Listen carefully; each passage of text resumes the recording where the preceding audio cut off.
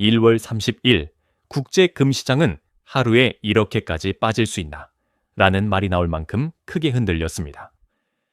전해진 내용에 따르면 금 선물 종가가 트로이 온스당 4,894.23달러 수준으로 내려오며 전장 대비 약 9% 급락했고, 이 낙폭은 12년 반 만에 최대 하락률로 언급됩니다. 숫자만 보면 단순한 조정처럼 보일 수 있지만 시장이 진짜로 겁을 먹는 구간은 가격이 아니라 심리가 무너질 때입니다. 특히 금처럼 안전자산의 상징으로 굳어진 자산이 하루 만에 큰 폭으로 흔들리면 투자자들은 단순히 손익을 계산하는 게 아니라 이제 금도 안전하지 않은가? 라는 질문을 던지게 됩니다. 바로 그 질문이 공포의 속도를 올립니다. 이번 급락을 이해하려면 먼저 왜 이렇게까지 올랐는가를 짚어야 합니다. 금은 2013년 이후 한동안 긴 조정의 시간을 겪었습니다. 2013년 4월 급락이 있었고, 이후 연말과 다음 해, 또 그 다음 해까지 저점이 낮아지며 금은 끝났다는 냉소가 시장을 지배하던 구간이 있었습니다. 그런데 2016년부터 흐름이 바뀌기 시작했고, 2023년에는 2,000달러 선까지 올라오며 다시 장기 우상향 자산의 얼굴을 되찾았습니다. 그리고 2024년과 2025년, 여기에 2026년 초까지 이어지는 구간에서 상승 속도가 폭발적으로 빨라졌습니다. 급락 직전까지 올해 들어서만 25%가량 뛰었고, 장중에는 5,595달러 부근까지 치솟았다는 언급도 있습니다. 이 정도면 단순한 상승장이 아니라 매수 세력이 서로를 밀어올리는 과열의 문턱에 서 있었다고 보는 게 자연스럽습니다. 그 과열을 만든 연료는 명확합니다. 첫째, 각국 중앙은행의 대규모 매입입니다. 중앙은행이 금을 꾸준히 사들이는 뉴스는 시장에 큰손의 장기 수요가 받친다는 확신을 줍니다. 둘째, 상장 지수펀드로의 자금 유입입니다. ETF는 개인과 기관의 접근성을 극적으로 높이면서 추세를 강화합니다. 셋째, 금리와 달러에 대한 인식 변화입니다. 연준의 정책 경로에 대한 기대가 바뀌면 금의 기회 비용이 달라집니다. 넷째, 지정학적 긴장입니다. 갈등이 커질수록 현금과 국채만으로는 불안하다는 심리가 강해지고 금은 그 불안을 흡수하는 그릇이 됩니다. 그리고 여기서 중요한 다섯째가 있습니다. 바로 통화 가치에 대한 불신, 이른바 디베이스먼트 트레이드입니다. 돈의 가치가 깎일 수 있다는 생각이 확산되면 금은 단순한 투자 자산이 아니라 신뢰의 대체물로 소비됩니다. 문제는 이런 연료가 충분히 쌓인 뒤에는 작은 불시에도 폭발한다는 점입니다. 최근 몇 주 동안의 금 랠리가 광란에 가까운 속도였다는 표현이 나오는 이유가 여기에 있습니다. 추세가 가파를수록 시장은 이성을 잃고 이성 대신 군중의 확신이 가격을 밀어올립니다. 특히 개인 투자자부터 대형 주식형 펀드까지 다양한 성격의 자금이 원자재 시장으로 들어오면 매수는 더 공격적으로 변합니다. 이 구간에서는 뉴스의 사실 여부보다 다른 사람도 사는가가 더 중요해집니다. 그리고 바로 그때 언제나 같은 패턴이 반복됩니다. 누군가가 먼저 이익을 실현하기 시작하면 시장은 순식간에 확신에서 도망으로 바뀝니다. 이번 사례에서 촉발 요인으로 언급되는 핵심은 중국발 차익 실현입니다. 전해진 바에 따르면 중국의 투기성 자금이 대규모 매수 물결로 상승을 주도했고, 특정 인사 관련 소식이 전해지자 이 자금이 일제히 이익을 확정하면서 폭락을 촉발했다는 해석이 나옵니다. 여기서 중요한 건 중국이 팔았다는 문장 자체가 아니라 시장이 그 문장을 어떻게 받아들이느냐입니다. 시장이 이미 과열돼 있던 상태라면 누가 팔았다는 서사는 그 자체로 트리거가 됩니다. 사람들은 원인을 찾고 싶어하고 원인이 정리되는 순간 행동은 더 빨라집니다.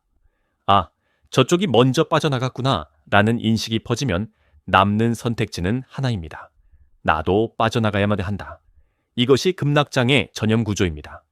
이번 급락은 금이 약해졌다라기보다 금이 너무 빨리, 너무 멀리 갔다가 본질에 가깝습니다. 중앙은행 매입, ETF 유입, 달러 약세 서사, 지정학적 긴장, 통화 신뢰 훼손 우려가 한 방향으로 겹치면서 상승의 정당성이 과잉 생산됐고 그 위에 단기 자금의 과열이 얹히면서 가격은 취소선 없이 치솟았습니다. 그래서 트리거가 등장하는 순간 시장은 조정이 아니라 붕괴에 가까운 속도로 반응했습니다. 이제 질문을 바꿔야 합니다. 왜 이렇게 떨어졌나? 는 이미 시장이 만들어낸 이야기들이 많습니다. 더 중요한 건 이 급락이 끝인지 시작인지입니다. 금은 한 번 크게 흔들릴 때마다 두 갈래 길을 갑니다. 첫째, 공포가 과장된 하루짜리 충격으로 끝나고 다시 추세 복귀로 이어지는 길. 둘째, 과열의 꼭대기에서 방향이 바뀌며 수개월 이상 이어지는 레벨 다운의 길. 첫 번째 체크 포인트는 가격 구조입니다. 1월 30일 급락이 무서운 이유는 낙폭 자체도 크지만 상승장에서 쌓아온 지지 구간을 하루 만에 얼마나 깨뜨렸는지가 핵심입니다. 급락이 나온 뒤 다음 거래일에 시장이 되돌림을 시도할 때 반등이 강하게 나오더라도 특정 가격대에서 계속 막힌다면 그것은 단순 반등이 아니라 하락 추세의 첫 번째 저항 형성일 수 있습니다. 특히 급등 구간에서 만들어진 얇은 거래대는 방어력이 약합니다. 이런 구간은 반등이 와도 매물 압력이 빠르게 등장합니다. 여기서 중요한 건 반등했냐가 아니라 반등이 어디서 멈추느냐입니다. 되돌림이 38.2%에서 막히고 다시 밀린다면 시장은 이미 고점 매수자 구조 조정으로 들어갔다고 볼 수 있습니다. 반대로 61.8% 이상을 빠르게 회복하고 그 가격을 지지로 바꾼다면 급락은 단기 패닉에 가까울 가능성이 커집니다. 두 번째는 수급의 성격입니다. 이번 사건에서 반복적으로 언급되는 키워드는 중국발 투기 자금과 차익 실현입니다. 이 말은 곧 상승의 한 축이 장기 보유 성격이 아니라 단기 레버리지, 모멘텀 성격이었다는 뜻입니다. 단기 자금이 주도한 랠리는 언제나 동일한 약점이 있습니다. 한번 방향이 틀어지면 매도는 의사결정이 아니라 강제 청산으로 변합니다. 그래서 급락 이후 우리가 확인해야 할 것은 누가 다시 사느냐입니다. 장기 수급이 반등 과정에서 물량을 받아주면 바닥이 만들어집니다. 반대로 반등에서 거래량이 늘어나는데도 가격이 못 올라가면 그 거래량은 매수가 아니라 출구 거래일 수 있습니다. 즉, 반등이 누군가에게는 기회가 아니라 탈출구가 됩니다. 세 번째는 달러와 실질 금리 프레임입니다. 금은 공포 자산이기도 하지만 통화 신뢰 자산입니다. 따라서 달러가 강하게 반등하고 실질 금리가 올라가면 금은 구조적으로 압박을 받습니다. 문제는 시장이 지금 서사를 너무 빠르게 바꾼다는 점입니다. 어제까지는 달러 약세 통화 가치 훼손 우려가 금을 밀어 올렸는데 오늘은 특정 인사 정책 변수로 연준이 더 매파적일 수 있다는 해석이 퍼지면서 금이 급락했다는 식입니다. 전문가 관점에서 중요한 건 해석이 아니라 데이터의 방향입니다. 달러가 단기 반등하는 수준인지 추세가 바뀌는 수준인지 그리고 금리가 변동성만 커진 것인지 레벨이 올라가는 것인지 만약 달러 강세와 금리 레벨 상승이 동시에 수주간 지속된다면 금은 기술적 반등이 나와도 상당히 무겁게 형성될 확률이 큽니다. 네 번째는 심리 지표, 과열의 잔재입니다. 급락이 나온 뒤에도 시장 참여자들이 이건 최고의 매수 기회다라는 말을 쉽게 꺼내는 구간은 위험합니다. 과열이 진짜로 식으려면 시장의 언어가 바뀌어야 합니다. 상승장을 믿던 사람들이 침묵하고 금은 이제 끝났다 같은 극단적 냉소가 나오기 시작할 때가 오히려 바닥 신호가 되곤 합니다. 지금은 급락 직후라서 아직 그 단계가 아닐 가능성이 큽니다. 즉, 반등이 나오더라도 심리적 바닥은 더 시간이 필요할 수 있습니다. 특히 2024년부터 2026년 초처럼 상승폭이 과도했던 구간은 가격이 아니라 기대가 먼저 무너져야 안정됩니다. 다섯 번째는 시간입니다. 시장은 가격을 회복하는 데보다 신뢰를 회복하는 데 더 오래 걸립니다. 하루에 9% 가까이 빠진 자산이 다음 주에 가격을 어느 정도 되돌릴 수는 있어도 그 과정에서 참여자들은 언제 또 이런 일이 터질지를 두려워합니다. 그래서 변동성이 한동안 높게 유지되는 게 일반적입니다. 이 구간에서 가장 흔한 실수는 급락 후 즉시 풀베팅입니다. 전문가들은 보통 급락 이유를 3구간으로 봅니다. 1. 패닉 청산, 2. 반등과 재매도, 3. 바닥 다지기. 지금은 1에서 2로 넘어가는 문턱일 수 있습니다. 따라서 전략적으로는 예측보다 확인이 우선입니다.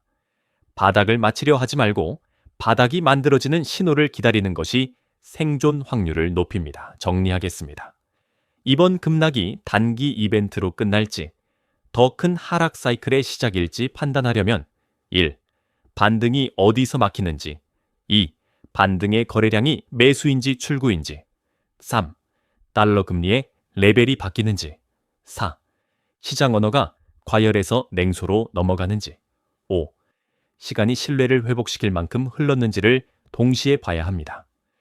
지금부터는 전망이 아니라 전략입니다. 급락이 나온 시장에서 가장 위험한 태도는 2가지입니다. 첫째, 한 번에 결론을 내리는 것. 둘째, 감정으로 포지션을 만드는 것. 금은 안전자산이지만 가격은 결코 안전하지 않습니다.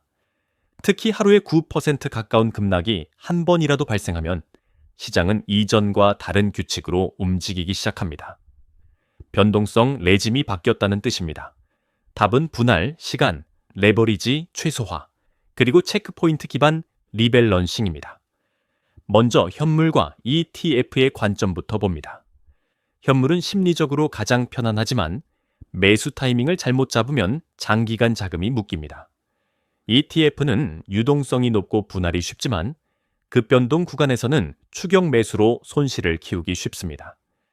따라서 이 구간의 기본 원칙은 가격을 맞추려 하지 말고 구간을 산다입니다. 구간 매수의 실전 방식은 단순합니다. 총 투자금을 외서 7조각으로 쪼개고 첫 매수는 욕심을 버릴 만큼 작게 시작합니다. 왜냐하면 급락 직후 시장은 1차 반등을 주고 다시 2차 충격을 주는 경우가 많기 때문입니다. 여기서 중요한 건 비율이 아니라 조건입니다. 첫 매수는 패닉이 끝난 듯 보이는 반등이 아니라 반등이 나와도 가격이 더 이상 무너지지 않는 확인에서 들어가야 합니다. 즉, 하루 이틀의 급반등이 아니라 최소 며칠의 횡보와 저점 방어가 관찰되는지 보는 겁니다. 그리고 두 번째 조각은 기술적으로 의미 있는 저항 구간을 회복했을 때, 세 번째 조각은 그 회복 구간이 지지로 바뀌었을 때, 네 번째 조각은 시장 변동성이 눈에 띄게 줄어들기 시작할 때, 다섯 번째 조각은 악재에도 덜 빠지는 가격 반응이 나타날 때 투입합니다. 이렇게 조건부로 분할하면 바닥을 못 맞춰도 평균 단가가 무너지지 않습니다. 다음은 선물과 레버리지 상품입니다. 이 구간에서 레버리지를 쓰고 싶어지는 이유는 단 하나입니다. 급락은 곧 급반등을 준다는 경험 법칙 때문이죠. 하지만 그 법칙은 절반만 맞습니다. 급반등은 종종 나오지만 그 급반등을 끝까지 먹는 건 레버리지 투자자가 아니라 현금과 인내심을 가진 투자자입니다. 레버리지는 방향을 맞춰도 변동성에 패배할 수 있습니다. 특히 변동성 레짐이 바뀐 시장에서는 손절이 늦는 순간 회복이 불가능해질 수 있습니다. 그래서 원칙은 간단합니다. 레버리지를 쓰더라도 전체 포트의 극히 일부, 그리고 명확한 무효화 가격이 있을 때만 제한적으로 접근합니다. 무효화 가격이란 여기를 깨면 내가 틀렸다가 아니라 여기를 깨면 시장 구조가 다시 악화된다라는 기준입니다. 예를 들어 반등이 특정 구간을 회복한 뒤 그 구간을 지지로 만들지 못하고 다시 붕괴하면 그때는 레버리지 포지션은 자동으로 접는 게 맞습니다. 감정으로 버티면 레버리지는 당신을 배신합니다. 세 번째는 자산 배치입니다. 많은 분들이 금을 하나의 덩어리로 보지만 실전에서는 금도 성격이 다릅니다. 장기 방어용 금, 단기 트레이딩용 금, 그리고 해지용 금. 이 세 가지를 혼합하면 충돌이 생깁니다. 장기 방어용은 현물 또는 저비용, ETF로 느리게 쌓는 것이고 단기 트레이딩은 변동성 축소 구간에서만 짧게 대응하는 것이며 해지는 포트 전체 리스크를 낮추기 위한 보험입니다. 문제는 급락 직후에 이 세 가지를 한꺼번에 해버리는 겁니다. 그러면 어느 쪽도 제대로 못합니다. 그래서 지금 같은 국면에서는 우선순위를 정해야 합니다. 장기 방어가 목적이면 분할과 시간으로 접근하고 가격을 보지 마세요. 단기 수익이 목적이면 반등의 힘과 거래량, 달러와 금리의 방향이 동시에 우호적일 때만 제한적으로 들어가세요. 해지가 목적이면 금을 늘리는 게 아니라 포트 변동성을 먼저 줄이세요. 급락장에서는 해지의 목적이 수익이 아니라 생존입니다.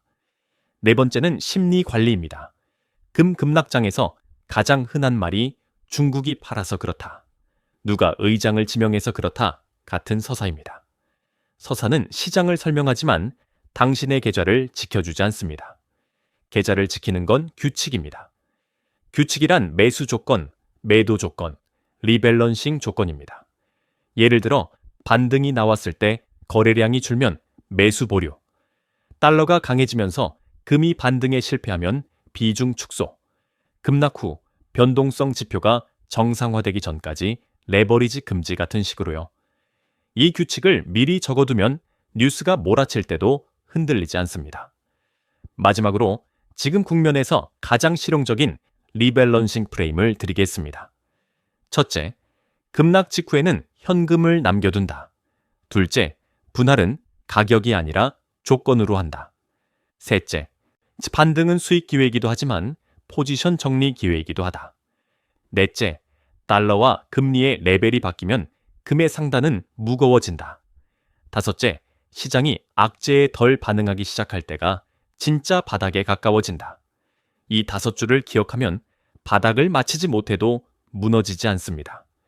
이제부터는 가격이 아니라 내러티브의 재배열을 봐야 합니다. 금은 숫자로 움직이는 자산처럼 보이지만 실제로는 신뢰의 균열이 어디에서 생기고 어디에서 봉합되는지에 따라 방향이 크게 갈립니다. 1월 30일 급락은 단순히 누군가가 많이 팔아서 생긴 사건이 아니라 시장이 한동안 믿어왔던 서사가 한순간에 흔들리며 생긴 충격입니다. 축은 이미 우리가 알고 있는 4가지입니다. 중앙은행 매입, ETF, 자금 흐름, 달러와 실질 금리, 지정학적 긴장. 여기에 이번 급락의 핵심 변수로 언급된 단기 투기 자금의 온도까지 함께 봐야 합니다. 첫 번째 시나리오는 강세 복귀 시나리오입니다. 조건은 간단합니다. 중앙은행 매입이 견고하게 유지되고 ETF에서의 자금 이탈이 제한적이며 달러 강세가 단기 반등에 그치고 지정학적 긴장이 완화되지 않거나 더 커지는 조합입니다. 이 경우 금은 급락 이후에도 다시 보험 자산의 역할을 회복합니다. 중요한 포인트는 뉴스업가 아니라 흐름입니다. 중앙은행은 하루 이틀 만에 태도를 바꾸지 않습니다. 만약 중앙은행 수요가 계속 확인되고 ETF 자금이 급락 이후에도 빠르게 복귀한다면 시장은 이번 급락은 과열 청산일 뿐 장기 서사는 살아있다로 정리합니다. 이 정리가 끝나면 가격은 다시 구조를 만들며 올라갑니다. 다만 이때도 과거처럼 광란의 상승은 아닐 가능성이 큽니다. 한 급락은 투자자들을 한번 깨우기 때문에 이후 상승은 더 천천히, 더 많은 조정과 함께 진행되는 경우가 많습니다. 두 번째 시나리오는 약세 전환 시나리오입니다. 이것은 우리가 가장 경계해야 하는 조합입니다. 이 TF에서 지속적인 자금 이탈이 나오고 달러가 단기 반등이 아니라 추세적 강세로 전환되며 실질 금리가 레벨업하고 지정학적 긴장이 완화되거나 시장이 둔감해지는 조합입니다. 이 경우 금은 안전자산에서 과열된 투기자산으로 인식이 바뀝니다. 인식이 바뀌면 가격은 한 번에 무너지지 않고 반등할 때마다 매물이 쌓이며 천천히 레벨을 낮춥니다. 이 구간이 가장 고통스럽습니다. 급락은 한 번에 끝나지만 약세 전환은 시간을 먹습니다. 그래서 많은 투자자들이 반등마다 이제 끝났겠지 하고 들어가다가 계속 물리게 됩니다. 약세 전환의 신호는 단 하나가 아닙니다. 가장 확실한 신호는 반등의 질이 나빠지는 것입니다. 반등이 나와도 거래량이 출구 거래로 보이고 좋은 뉴스에도 가격이 덜 오르고 나쁜 뉴스에는 더 크게 빠지는 반응이 반복되면 내러티브는 이미 바뀐 겁니다. 세 번째 시나리오는 박스 혼조 시나리오입니다. 사실 급락 이후 시장이 가장 자주 선택하는 길이 이겁니다. 중앙은행 매입은 유지되지만 ETF 자금이 확실히 들어오지 않고 달러는 강세와 약세 사이에서 흔들리고 지정학적 긴장은 존재하지만 가격에 완전히 반영되지 않는 조합입니다. 이때 금은 방향이 아니라 범위를 만듭니다. 범위를 만드는 시장에서는 트레이딩이 매력적으로 보이지만 동시에 가장 많은 실수가 발생합니다. 왜냐하면 박스 장세는 인내보다 반응을 요구하기 때문입니다. 올라가면 사고 싶고 내려가면 팔고 싶어집니다. 그래서 혼조 시나리오에서는 전략이 더 중요해집니다. 장기 투자자는 분할 매수의 강역을 넓히고 단기 투자자는 확률이 높은 구간에서만 짧게 대응해야 합니다. 박스 장세에서 승부를 보려 하면 결국 수수료와 감정이 계좌를 갉아먹습니다. 네 번째 시나리오는 재급등 시나리오입니다. 이 시나리오는 많은 사람들이 꿈꾸지만 조건은 매우 까다롭습니다. 달러 신뢰가 다시 흔들리거나 금융 시스템 리스크가 부각되거나 정책 불확실성이 극단적으로 커지는 이벤트가 필요합니다. 이런 이벤트가 발생하면 금은 다시 최종 담보의 역할로 호출됩니다. 다만 이번 급락의 기억 때문에 재급등이 나오더라도 시장은 초반에 의심을 크게 가질 수 있습니다. 즉, 급등이 시작되더라도 추세 확정까지 시간이 걸릴 수 있고 중간에 큰 흔들림이 다시 나올 수 있습니다. 따라서 재급등을 노리는 전략은 예측이 아니라 준비입니다. 준비란 무엇이냐? 현금을 일정 비율 유지하고 조건 충족 시 단계적으로 비중을 늘릴 수 있는 계획을 갖는 것입니다. 마지막으로 이번 급락에서 특히 강조해야 할 변수는 단기 투기 자금의 온도입니다. 시장이 과열될 때 들어온 자금은 평온할 때 들어온 자금과 다르게 움직입니다. 그들은 서사를 믿고 들어오지 않고 속도를 보고 들어옵니다. 그래서 속도가 꺾이면 그들은 가격이 아니라 손익을 기준으로 빠져나갑니다. 이것이 급락을 더 크게 만듭니다. 우리는 그들의 존재를 비난할 필요가 없습니다. 다만 그들의 움직임이 시장의 변동성을 증폭시킨다는 사실을 전제로 전략을 짜야 합니다. 정리하겠습니다.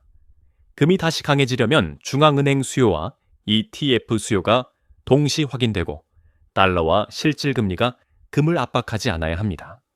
반대로 금이 약해지려면 ETF 이탈이 지속되고 달러 강세 실질금리 상승이 겹치며 시장이 지정학적 긴장에 둔감해지는 조합이 나타나야 합니다. 그리고 그 중간의 혼주 국면에서는 방향을 맞추려 하지 말고 범위와 조건으로 대응해야 합니다. 급락 이후 투자자들이 가장 많이 던지는 질문은 거의 고정돼 있습니다. 지금 사도 되나요? 현물이냐? ETF냐? 분할은 어떻게 하냐? 손절은 어디서 하냐? 반등이 오면 팔아야 하냐? 그리고 무엇보다 이번 급락이 금의 끝인가? 입니다. 여기서 중요한 건 정답을 주는 게 아니라 당신이 스스로 정답을 만들 수 있는 기준을 주는 겁니다. 첫 번째 질문, 지금 사도 되나요? 지금 같은 국면에서의 대답은 늘 조건부입니다. 단기적으로는 반등이 나올 수 있지만 반등을 안전으로 착각하면 안 됩니다. 급락 직후 시장은 변동성이 커지고 방향성이 안정되기까지 시간이 필요합니다. 그래서 지금 사도 된다가 아니라 지금은 첫 조각만 살 수 있다가 맞습니다. 첫 조각은 전체 계획의 10%부터 20% 정도로 작게, 그리고 반드시 다음 조각을 살 조건을 미리 정해두고 들어가야 합니다. 조건 없이 들어가면 급락장은 당신의 감정을 갉아먹습니다. 두 번째 질문, 현물이냐, ETF냐? 결론부터 말하면 목적에 따라 다릅니다. 장기 방어가 목적이면 현물 또는 저비용, ETF가 맞습니다. 다만 현물은 심리적 안정이 크지만 분할 매수가 어렵고 스프레드와 유동성에서 손해를 볼 수 있습니다. ETF는 분할이 쉽고 유동성이 좋지만 급락장에서 가장 흔한 실수인 추격 매수를 만들기 쉽습니다. 그래서 실전에서는 절충기 좋습니다. 장기 보유 코어는 현물이나 저비용 ETF로 천천히 쌓고 단기 대응은 ETF로만 제한합니다. 현물로 단기 대응을 하려 하면 매매 비용과 심리 부담이 동시에 커집니다. 세 번째 질문, 분할은 어떻게 하나요? 많은 분들이 가격 기준으로 분할을 잡지만 급락장에서는 가격보다 구조와 시간 기준이 더 중요합니다. 실전 분할은 이렇게 가져가면 됩니다. 첫 조각은 급락 후 저점 근처에서 더 이상 무너지는 속도가 멈춘다는 느낌이 나올 때 아주 작게. 두 번째 조각은 반등이 나와서 특정 구간을 회복했을 때. 세 번째 조각은 그 회복 구간이 지지로 바뀌었을 때. 네 번째 조각은 시장 변동성이 눈에 띄게 줄어들 때. 다섯 번째 조각은 악재에도 가격이 덜 빠지기 시작할 때. 여기서 핵심은 한 가지입니다. 분할은 가격을 맞추는 기술이 아니라 당신의 판단 오류를 흡수하는 보험입니다. 그러니 조각을 크게 잡지 마세요. 네 번째 질문, 손절은 어디서 하나요? 금투자에서 손절을 무조건 나쁘게 보는 시각이 있는데 급락장에서는 손절이 아니라 리스크 제한이 생존입니다. 다만 장기 코어 포지션과 단기 포지션은 손절의 개념이 달라야 합니다. 장기 코어는 손절이 아니라 비중 조절입니다. 예를 들어 달러 강세와 실질 금리 상승이 추세적으로 확인되고 ETF 이탈이 지속되며 반등이 계속 저항에서 막히는 구조가 나오면 코어 비중을 줄이고 현금을 늘리는 게 맞습니다. 반대로 단기 포지션은 반드시 무효화 기준이 있어야 합니다. 반등이 특정 구간을 회복한 뒤 그 구간을 지지로 못 만들고 다시 붕괴하면 그때는 틀린 겁니다. 이때는 감정이 아니라 규칙으로 나와야 합니다. 다섯 번째 질문, 반등이 오면 팔아야 하나요? 여기서 많은 분들이 두 가지를 섞습니다. 손실을 회복하기 위한 반등 매도와 이들 추세를 믿고 들고 가는 보유. 급락 이후 첫 반등은 종종 진짜 상승이 아니라 숨 고르기인 경우가 많습니다. 그래서 원칙을 세워야 합니다. 첫 반등에서 할 일은 욕심이 아니라 정리입니다. 단기 포지션은 수익이 나오면 일부라도 챙기고 장기 포지션은 반등을 이용해 비중을 정상화합니다. 급락 직후에는 금 비중이 의도치 않게 커지거나 작아질 수 있습니다. 반등은 포트폴리오를 다시 규정하는 기회입니다. 여섯 번째 질문, 이번 급락이 금의 끝인가요? 저는 끝이라는 표현을 믿지 않습니다. 금의 본질은 사라지지 않습니다. 금이 필요해지는 구조는 여전히 존재합니다. 문제는 본질이 아니라 가격입니다. 가격은 본질보다 훨씬 과열될 수 있고 과열된 가격은 본질을 배신합니다. 그래서 질문을 바꿔야 합니다. 금이 끝인가가 아니라 금이 다시 강해지려면 어떤 조합이 필요하냐? 반대로 ETF 이탈과 달러 강세 실질 금리 상승이 겹치면 금은 힘을 잃습니다. 그래서 전망은 하나가 아닙니다. 시나리오가 여러 개이고 우리는 그 시나리오에 맞춰 행동하면 됩니다. 마지막으로 급락장에서 가장 치명적인 실수를 하나만 꼽으라면 한 번에 결론을 내리는 것입니다. 급락을 보고 전부 팔거나 급락을 보고 전부 샀거나 둘 다 같은 실수입니다. 시장은 당신이 극단을 선택할 때 가장 잔인해집니다. 첫째, 작은 조각으로 시작하고 조건으로 늘린다. 둘째, 코어와 단기를 분리한다. 셋째, 반등을 수익이 아니라 구조 점검의 시간으로 쓴다. 넷째, 달러와 실질 금리, ETF 흐름을 매일 확인한다. 다섯째, 규칙을 종이에 적고 감정이 올라올수록 더 엄격하게 지킨다.